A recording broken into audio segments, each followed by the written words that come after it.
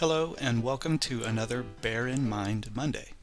This week we look at tips for a good independent study meeting with your teacher. First, please be on time.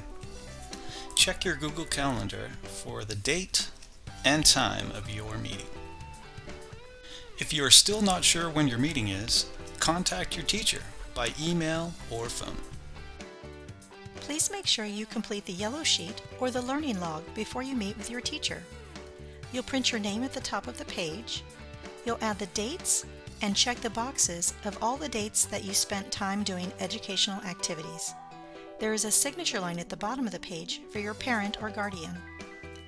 On the back of the page, you'll see a spot for the dates, the activities, and the hours that you spent doing physical education.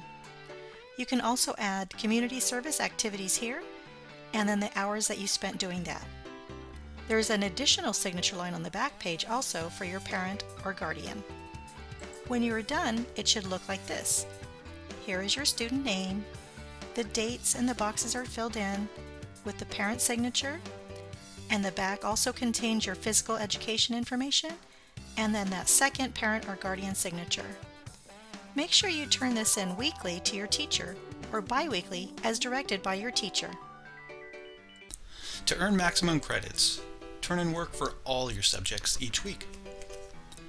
And label all of your work with name, subject, teacher, and date. This time is your time and it is limited. So make a list of any questions you may have prior to your meeting.